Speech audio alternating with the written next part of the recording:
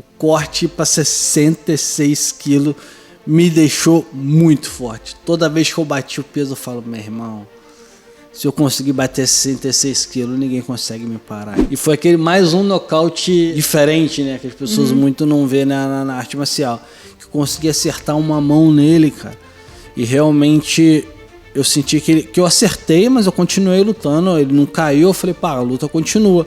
E ele, tipo, meio com um delay, né? Deu um passo pra trás, 2 passos pra trás, foi caindo, caiu na grade. Aí eu, tipo, ué, será que eu acertei mesmo? Só sei que eu fui pra dentro pra acabar a luta. Algumas lutas doem, né? A derrota. E essa foi uma que doeu também, cara. Eu tava muito bem preparado. Me deu um double leg que eu falo, pô, double leg no meio do cage é difícil de me derrubar. Eu defendo, o cara me agarrado até na grade. Pô, o Khabib não me derrubou. Vários outros, todo mundo tentando entrar na minha perna não me derrubou. E ele me deu um double leg no meio do cage e me derrubou. Eu falei, caramba, não sei se eu me frustrei. Ali já quebrou na mente. Pode ser, cara. Primeira que ele já te derrubou no meio da cage, você já não estava esperando, achou que ele não ia acontecer, nunca tinha acontecido. Ali você entrou num buraco mental que não conseguiu mais sair. A pessoa me fala dessa luta e eu falo que o primeiro round eu não lembro. Eu não lembro, apagou da minha memória o primeiro round. Eu só lembro eu levantando e indo. O que aconteceu? Como assim? O que eu tô fazendo aqui? Se alguém me acerta uma pancada, eu vou pro pau, vou pra briga. E todo mundo fala o contrário. Continuando a nossa série Se Tornando Lutador, hoje nós vamos falar sobre a mudança de categoria, algumas derrotas, vitórias e mais sobre a carreira do Edson Barbosa. São reajustes de caminho, né? Direção nova, mas com o objetivo final sempre será o mesmo, né? Então hoje a gente vai conversar um pouco sobre isso e vai ser uma conversa bem legal. Eu sou a Bruna Barbosa. O Edson Barbosa. Bem-vindos ao Poder da Luta.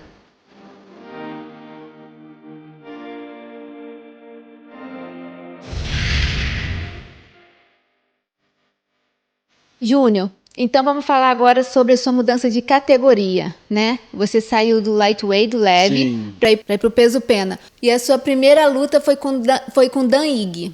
Isso mesmo, foi uma luta com o Dan Ige, foi a primeira luta, então tava com muito medo, porque foi a primeira vez que eu desci, depois de anos e anos e anos lutando de 70 quilos, descer para 66.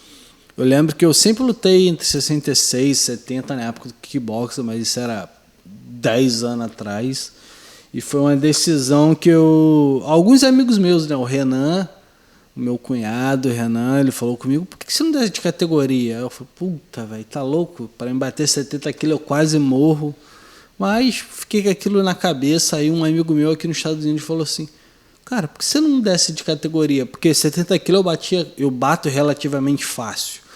E fiquei com aquilo na cabeça. Aí eu lembro que chegou uma época que eu tava no ranking dos top 15, eu tinha lutado com 10 e toda vez que eu lutava com alguém no ranking, 90%, 80% das pessoas eram atrás de mim. As pessoas que estavam na minha frente no ranking não lutavam comigo e falei, cara, eu preciso mudar alguma coisa, que eu acabei de ficar desanimando, né? Eu acabei, tipo, puta, porque você vinha de derrota pro Paul Felder.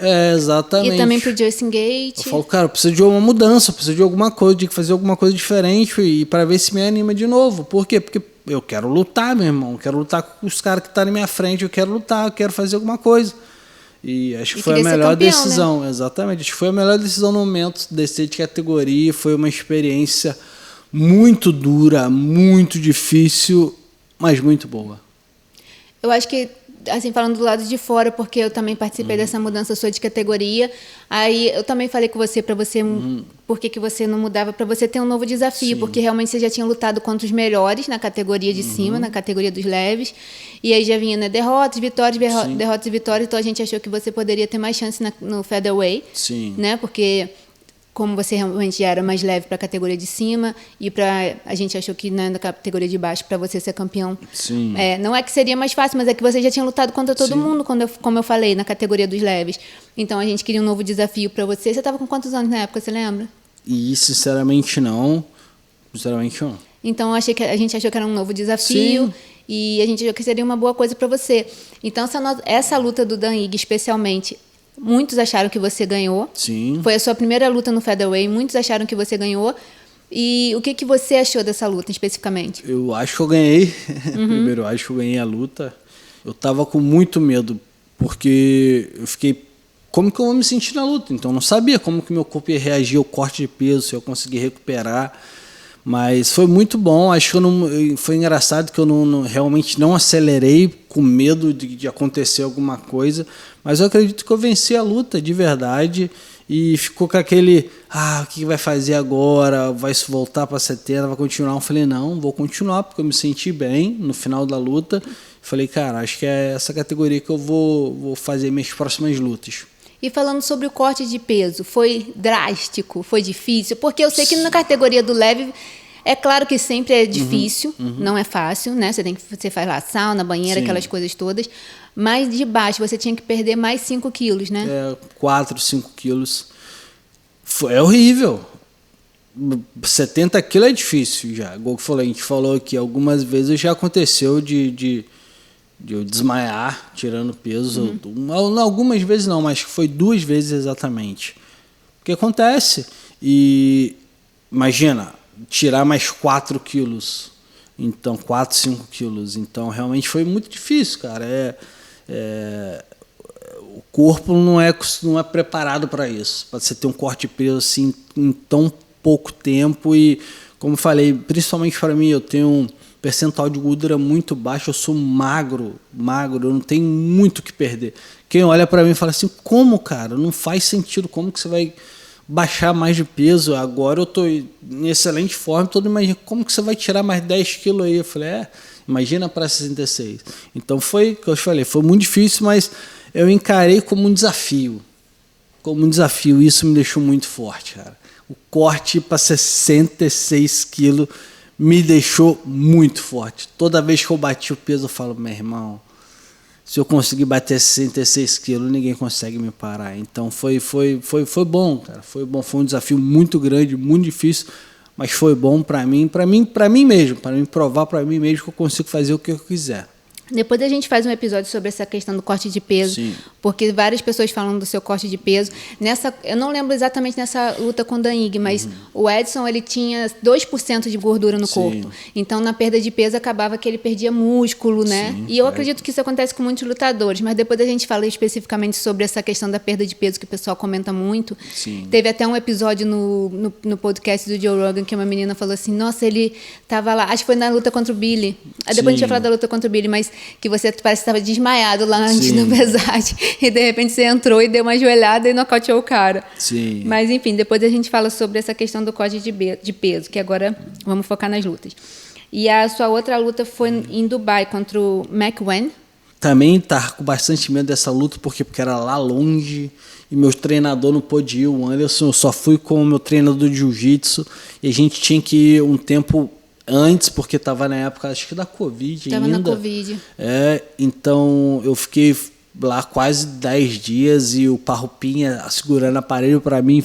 O Parrumpa foi meu treinador de kickbox, de jiu-jitsu, foi head coach. meu head coach, manager. Me aqueceu, me ajudou em tudo lá. Então ele ficou super carregado, mas graças a Deus no final eu consegui fazer o que eu tinha treinado aqui, junto com todos os meus treinadores, e foi a primeira vitória na categoria, né? Então foi bem legal e eu consegui fazer mais ou menos tudo aquilo que eu tinha treinado aqui. Então foi uma vitória que eu falei, acho que essa categoria é para mim mesmo agora, pelo menos no momento. Eu lembro o Parrumpa falando comigo que ele teve que segurar a manopla. Ele falou assim, uma coisa é segurar a manopla para os lutadores, mas eu estava segurando manopla e chute para Edson Barbosa. Aí ele falou assim, meu Deus do céu, e você confiou totalmente nele, né? 100%. Com certeza, a gente foi só nós dois, né? Foi nós dois, então, como eu falei, a importância de você saber quem está do seu lado. Mesmo jeito que eu sei que o Parrumpa ia me ajudar na parte de trocação, se fosse o Anderson, eu tenho certeza que ele me ajudaria na parte de jiu-jitsu. Por isso que é tão importante você saber quem são seus treinadores e o que você pode esperar dele. Sim. A sua outra luta foi contra o Shane Burgers? A luta com o Shane Burgers foi uma luta bem legal, né, cara? Eu sabia que ia ser uma guerra. O Shane Burgers é um casca grossa, muito bom, muito valente. Ele é um dos poucos caras que quando saiu do UFC, o Dana White falou que ficou triste, porque realmente ele sempre fazia ótimas lutas. E eu consegui treinar demais, eu treinei muito boxe com o coach Gabriel, então tava com um tempo maravilhoso ali, e foi aquele mais um nocaute diferente, né, que as pessoas muito não vê na arte marcial, que eu consegui acertar uma mão nele, cara, e realmente eu senti que eu acertei, mas eu continuei lutando, ele não caiu, eu falei, pá, a luta continua. E ele, tipo, meio com um delay, né, deu um passo pra trás, 2 passos pra trás, foi caindo, caiu na grade, aí eu, tipo, ué, será que eu acertei mesmo? Só sei que eu fui pra dentro pra acabar a luta, mas foi mais um nocaute e com certeza as pessoas lembram e tá marcado na história do UFC por esse nocaute por causa desse delay, né, de eu ter acertado ele até ele cair. Eu lembro que nessa luta o Dana White estava atrás, o Dana White levantou super assustado, ficou olhando assim, porque ele falou, né, muito difícil acontecer isso, isso é preocupante. Você acertou aqui, né? Acho que pega têmpora. Na têmpora. E aí ele ficou assim, olhando assustado pelo jeito que foi. Mas você já tinha visto algum nocaute assim, de delay? Sim, com delay, sim, mas não com tempo assim, com tanto tempo. Normalmente o delay você toma e cai, ele tomou e foi andando e, sabe, com um tempo maior de delay. Assim, algumas pessoas são leigas na luta falaram assim, nossa, mas por que ele continuou batendo? Tem que continuar batendo, porque a luta só para quando o juiz para a luta. As pessoas não sabem, mas quando a gente está nos bastidores, está no vestiário para aquecer a luta, aquecendo para a luta, sempre vai o juiz que vai ser o juiz da sua luta. E ele fala, só para de bater enquanto eu interromper a luta. Só para de encaixar o mata-leão. Só para de apertar quando eu tocar você e parar a luta. Se não tiver isso, se eu não fizer isso, continua batendo, continua apertando, porque para não ter discussão, né? Acabar a luta na hora errada. Então eu só fiz o meu trabalho. Ele caiu, o juiz não mandou eu parar, eu só paro quando o juiz me manda parar. Sim. A sua próxima luta foi contra o Giga. Vou falar um pouquinho dela. Cara, essa luta, algumas lutas doem, né? A derrota. E essa foi uma que doeu também, cara. Eu tava muito bem preparado, eu tava com o plano direitinho, tava tudo encaminhando do jeito certo, tava tudo perfeito. Ele me acertou uma mão e eu perdi a luta. Foi mão ou foi chute? Não, uma mão, ele me acertou uma mão, aí eu já fui para outro planeta, não lembro mais de nada, mas eu me preparei demais para aquela luta, o plano de luta estava tudo perfeito, estava tudo encaminhando do jeito que eu imaginava, do jeito que meus treinadores a gente imaginou. E o esporte é muito legal por causa disso, né? Realmente, de fato, a gente não sabe o que vai acontecer. Mas essas coisas que acontecem na luta é muito importante porque a minha consciência sempre fica muito tranquila, porque eu sei que eu faço o meu melhor, eu sei que eu estou preparado para aquilo. Ganhar ou perder vai acontecer. Às vezes eu vou ganhar, às vezes eu vou perder. Mas eu estava muito preparado. E essa luta com o Giga, mesma coisa contra o Cerrone, mesma coisa contra quase todos. Eu sabia que eu estava muito bem preparado, mas a derrota aconteceu. Essa luta do Giga, eu olho para trás até hoje, não acredito que você perdeu para ele, sabe assim? Porque eu falo assim, cara, como que... Sim. Sabe aquela que você olha assim, como que você perdeu para esse cara? Sim. Porque você, assim, eu sou suspeita a falar, mas você é tão melhor do que ele, parece que foi mentira pra mim. Sim. Foi a única... Porque a do Cerrone ficou engasgada pra mim também. Mas a do Giga parece que foi mentira. Parece que eu olho assim e falo assim, não, essa luta não aconteceu. Aí depois, contra a do Bryce Mitchell. Contra o Bryce, também foi uma guerra, né, velho? Uma guerra... Cara, é muito louco. A luta com o Bryce Mitchell, ele conseguiu ali... Ele me surpreendeu, a verdade é essa. Eu não imaginava que ele ia me derrubar assim tão fácil. Não sei se eu talvez não me preparei, mas acho que tenho certeza que não era meus treinadores. O problema era eu. Talvez, tipo assim, esse cara vai entrar e eu vou defender, bicho. Na minha cabeça era isso, e vou quebrar ele em pé. Pô, a primeira entrada que ele dá, ele me derrubou. Eu falei, ué, gente, mas como assim, E você falou que ele foi o primeiro que derrubou no meio da cage, né? Me deu um double leg, que eu falo, pô, double leg no meio do cage é difícil me derrubar. Eu defendo, o cara me agarrar até na grade. Pô, o Khabib não me derrubou. Vários outros, todo mundo tentou entrar na minha perna, não me derrubou. E ele me deu um double leg no meio do cage e me derrubou. Eu falei, caramba, não sei se eu me frustrei. Ali já quebrou na mente. Pode ser, cara, pode ser isso. Eu tenho essa briga interna até hoje que eu não consigo entender. Mas depois ali ele continuou me derrubando, eu tive quase nenhuma chance. Na verdade, quase nenhuma não, tive nenhuma chance na luta. Ele me dominou de verdade. Eu senti que ele talvez me dominou até mais do que o Khabib me dominou. É muito louco isso, porque eu não consegui ficar em pé, não consegui fazer nada naquela luta que eu tinha treinado, que eu estava preparado, né? Você acha que foi da cabeça? Cabeça ruim? Sim, pode ser, cara. Pode ser porque, como eu falei, eu não esperava que ia acontecer daquele jeito. Principalmente no início da luta. Caramba, o cara me derrubou assim, gol que do nada. Realmente, pode ser um pouco psicológico, minha cabeça ali não ter ficado frustrado pelo que aconteceu. E logo no início, né? Logo no início, depois os 3 rounds, ele realmente conseguiu me dominar de verdade. Desandou. Eu estava vendo até uma entrevista daquela tenista número 1 do mundo, que ela falou que quando ela foi perdendo uma jogada e depois de outra jogada, ela falou que ela entrou num buraco que depois ela não conseguia mais sair. De repente foi isso que aconteceu com você com o Mitchell. No primeiro que ele já te derrubou no meio da cage, você já não estava esperando, achou que ele não ia acontecer, nunca tinha acontecido. Ali você entrou num buraco mental que não conseguiu mais sair. É possível. Sem dúvida nenhuma isso é possível e eu acho que isso acontece bastante com os atletas, né? Com a gente atleta. Por mais que a gente treina essa parte psicológica, eu tento me fortalecer muito a minha parte psicológica. Acontece. A gente é ser humano e o esporte acontece essas coisas. Acontece uma coisa inesperada que ali você não está preparado, né? Por mais que você ache que você está muito bem mentalmente. Sim. E nessa luta do Bryce Mitchell, eu não sei se você lembra, mas essa luta eu fui no corner. Você me chamou no corner, mas eu não entrei com o Parromping Antes. Eu fiquei do lado de fora, porque eu falei assim, eu vou, porque se fosse assim, vai no corner. Eu falei, eu vou, mas eu não vou entrar no corner. E eu fiquei lá dentro. E eu lembro que eu fiz uma coisa que eu não me orgulho de ter feito, né? Porque assim, no final da luta já tinha passado todos os rounds, e eu vendo aquele cara te dominar. Eu lembro que eu saí, né? Eu estava dentro do... Sim. Eu estava dentro dos bastidores, eu saí, assim, do vestiário, eu vai, Júnior, não sei o que, comecei a gritar ali do lado, assim, aí o Parromping Antes fizeram assim pra mim, tipo, os dois, tipo, não tem mais o que fazer, porque já tava assim, faltava os 30 segundos do último round. E aí os Parromping Antes fizeram assim pra mim, tipo, não tem mais o que fazer, sabe? Mas aí eu falei assim, foi aquele assim, sopro, será que se eu falar com ele aqui... Porque na verdade, Júnior, eu vou te falar, por mais que o cara tenha te dominado os 3 rounds, você pode tirar um coelho da cartola nos últimos 10 segundos, tirar um giro de calcanhar ali, e eu achei que se eu desse um grito ali pra você, eu falar assim, caraca, ele vai conseguir, porque as minhas lutas com você, assim, quando eu olho, eu sei que você pode fazer até nos últimos segundos, pode sair um nocaute. Então eu achei que se eu dando um berro ali, eu ia te dar uma motivação. Acho que talvez uma das coisas que me diferenciam de uma galera é isso, cara. Que eu posso fazer qualquer coisa em qualquer momento, da parte de trocação até no chão.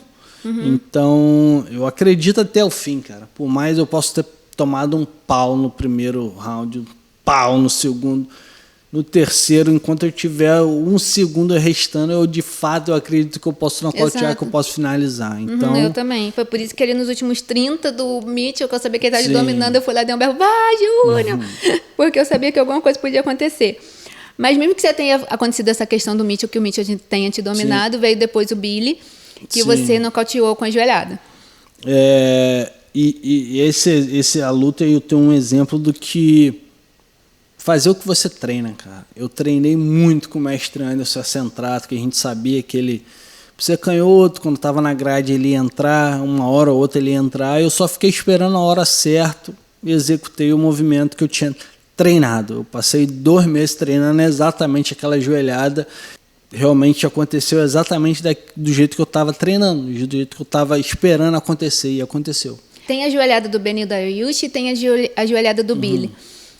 A joelhada do Dariush também foi treinada ou saiu na hora? Também foi no tempo, por acaso os dois eram canhotos. Mas foi treinado, você treinou aquilo com também? Certeza, igual que você treinou no Billy ou do... Mas, não, um pouco menos, para ser sincero, do Billy eu tinha certeza que ele ia entrar. Do Dariush ele me deu algumas indicações que ele ia fazer. Se você olhar a luta, ele dá um jab e entra. Dá um jab e entra. Na segunda, na terceira ou quarta vez que ele fez isso, eu acertei. Mas o do Billy especificamente eu treinei esse movimento. Eu sabia que ele ia entrar. Então, do Dariush foi no instinto, mas também como é um instinto treinado, né? Instinto que não existe. Chegou o Júlio de calcanhar. Saiu no instinto. Não, mas o instinto foi treinado demais até, de fato, ele acontecer. Mas é porque tem essa diferença. Como você falou assim, a do Billy, você era um plano de luta. Sim. A do Dariush não era um plano de luta. Não, saiu automático, mas como eu falei, um automático treinado. Sim. Aí depois veio a luta do Sodiq. A luta com o Sodiq foi uma guerra, né? Foi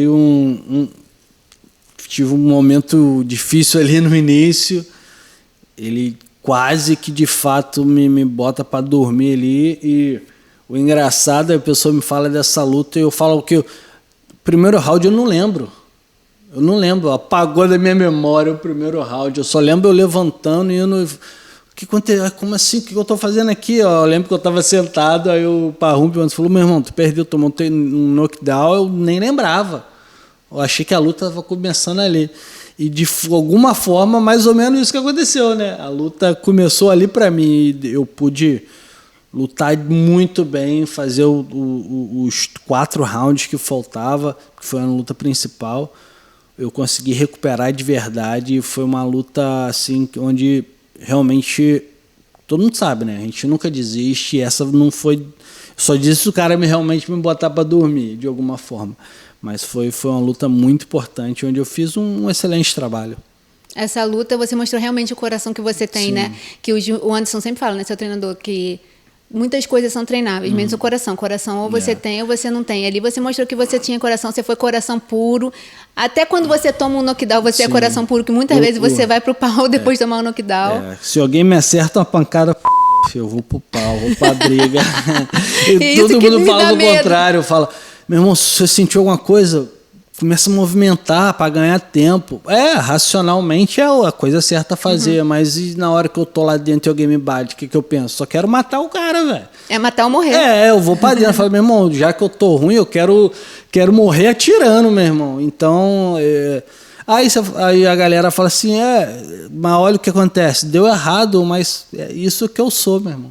Eu prefiro tentar morrer atirando do que vou tentar recuperar aqui. Não, meu irmão, eu vou poupar briga, é o que eu gosto, meu irmão. Talvez disso que você é feito. Exatamente, talvez seja a razão de eu estar fazendo parte dessa companhia há tanto tempo, né? Não sei, mas como eu falei, eu prefiro ir para briga até o fim.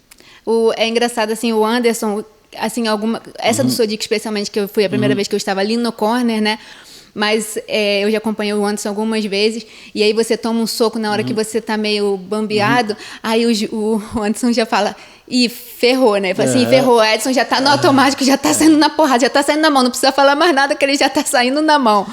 E para você foi uma estreia no corner, assim, bem... Acho que não poderia ter sido uma estreia mais impactante do que me ver ele quase morto ali no primeiro round, mas graças a Deus no final a gente conseguiu, né? Conseguimos sair campeão daquela luta. Essa você me convenceu aí pro corner e ficar no corner, na verdade Convenci não, eu intimei. Porque ele já tinha me chamado para ir no corner em outras lutas, mas aí essa do Mitchell eu fui, mas fiquei no vestiário. A do Billy eu não fui pro corner. E aí eu fiz você me pediu, eu fiz uma oração, e aí Deus falou comigo, falou: o Júnior está toda hora saindo da zona de conforto dele para poder dar o suporte que a sua família precisa. Até quando você vai ficar na sua zona de conforto para você dar o suporte que seu marido precisa? E aí eu falei assim, eu tomei um tapa na cara, né? Eu falei assim, bom, eu tenho que sair da minha zona de conforto, né? Na verdade, claro que eu assistia a luta de fora na televisão, na arquibancada, nunca vai ser uma zona de conforto, mas você ficar num corner onde você está sentindo 1 milhão de coisas e você não pode falar absolutamente nada, realmente é muito difícil. E você, como eu falei, suas lutas são sanguinárias. Sempre sai sangue. E eu lembro que você sempre fala comigo: Bruna, é só sangue. Tudo bem, mas é o sangue do meu marido, né? Então, assim, é difícil. Mas ali na luta do Sodiq... outra coisa que aconteceu também comigo, uma experiência com Deus, foi que na hora que começou a luta, que você começou perdendo ali, eu só fechei meu olho e comecei a orar. Falei assim: Deus, protege meu marido, coloca seus anjos acampados ao redor dele. E comecei a fazer as orações e veio uma música na minha cabeça, que é aquela God Turn It Around, que em português seria Deus deu uma reviravolta. E eu só fiquei falando aquilo: God Turn It Around, God Turn It Around. E aí aconteceu isso, né? Deus te deu força para turn it around. Com certeza. E eu lembro que quando eu te convidei para entrar no corner, né? E foi muito louco, que eu acredito que foi Deus falando comigo também. Quem que é a pessoa mais importante que tem na tua vida? Eu falei, minha esposa, a Bruna. Quem tá com você em todos os camp do UFC desde lá do início? Eu falei, pô, é a Bruna. Quem te atura quase 24 horas por dia? É a Bruna. Quem que sofre mais? Então você até então não fazia parte diretamente ali, porque você não estava no corner, você não estava ali do nosso lado, mas você, nesse contexto geral de todos os treinadores, tudo, você era a pessoa mais importante. É a pessoa principal que tinha que estar ali do meu lado. Porque, lógico, muito importante ter meus treinadores, mas quem tem por trás de tudo é você. Então, por isso que eu falei, cara, por que a Bruna não entra comigo? Se ela talvez seja a peça mais importante do meu camp, se é a pessoa que realmente segura toda a barra quando tudo dá errado, é ela que tá, quando tudo dá certo, é ela que tá. Porque quando eu ganho lá, levanto, ela não tá lá do meu lado. Tipo assim, do nada apareceu isso na minha cabeça. Eu falei, não, ela tem que estar lá. Por quê? Porque ela merece estar lá. Porque a gente luta essa luta o tempo inteiro junto desde o início. Então, acho que isso, eu lembro que eu estava, não sei, treinando e veio esse negócio na cabeça. Eu falei, cara, a Bruna tem que entrar comigo, cara. Ela tem que entrar comigo porque, sem dúvida nenhuma, ela é a primeira pessoa, quando acaba a luta, eu quero abraçar e falar que tá tudo bem. Ganhando ou perdendo, né? Não, Você sabe que eu tô ganhar ali e do seu perder é lado. só um detalhe, porque graças a Deus a gente ganhou muito, muito mais do que perdeu, mas sem dúvida nenhuma ela por provações, independente de ganhar ou perder, decepções, não importa o que aconteça, uma única pessoa que eu sei que eu tenho certeza que vai estar do meu lado é você. Então eu quero tanto estar do seu lado nos momentos ruins e nos momentos bons. E quando eu venço uma luta, quando a gente vence uma luta, eu quero que você esteja ali do meu lado. E foi a melhor adição que eu pude botar no meu corner ali. E com certeza o time fica muito mais forte com você ali. Na verdade, quando todo mundo pergunta, por que você não queria ir no corner? Foram 3 razões. Sim. Uma razão que eu não queria atrapalhar. Uhum. Eu não queria atrapalhar. Sim. Eu falei assim, eu vou ficar lá gritando, eu não vou atrapalhar, eu não queria te atrapalhar. Outra questão que eu achei que realmente eu não tinha capacidade de ficar no corner. Eu falei assim, eu não vou conseguir ficar quieta, eu não vou ter essa capacidade de ficar quieta ali. Se controlar. Né? Se controlar. Mas aí Deus também falou comigo, né? Que eu te dei espírito de autocontrole, né? E a terceira razão, porque eu sempre falei assim, Júnior, eu não quero aparecer. Eu quero ficar nos bastidores. Eu falei assim, ali é a sua hora de brilhar. Uhum. Eu sempre falei isso com você. Sim. Júnior, é a sua hora de brilhar. Eu não quero estar ali, eu quero que você apareça, eu quero que a sua luz brilhe. E eu quero ficar nos bastidores. Eu quero ficar te ajudando o máximo que eu puder nos bastidores. Sim. E aí, novamente, Deus falou comigo, eu não quero que você ande atrás, eu quero que você ande do lado. Do lado. Então, ele falou assim, se ele está brilhando, você vai junto. E foi mais ou menos isso que Deus falou comigo. Sim. Ela não está do teu lado todo o tempo? No bom e no ruim o tempo inteiro, por que ela não está do teu lado lá quando você ganha? Uhum. Aí é verdade, eu vou chamar ela. Foi isso que Deus falou comigo, falou, eu não chamei para você para ficar atrás, eu chamei você para ficar do lado. Sim. Então foi ali que, nessa experiência com Deus, eu jejuando e orando, Deus falou todas essas coisas comigo. Então nós vamos encerrar o episódio por aqui, vamos falar no próximo sobre a luta com Murphy. Sim. E as suas últimas 3 lutas. Sobre a aposentadoria, vai continuar, não vai continuar, o que vamos fazer? Não escutei o que ela falou ali, não. Tá vendo? Ai, meu Deus. E depois a gente faz um geralzão no último episódio, espero, né? Dessa série Se Tornando Lutador. Tá sendo bem legal. Espero que vocês tenham gostado dessa série. Tá sendo muito legal poder compartilhar com vocês essa série bem legal aí, falando sobre como se tornar um lutador. Até o próximo episódio.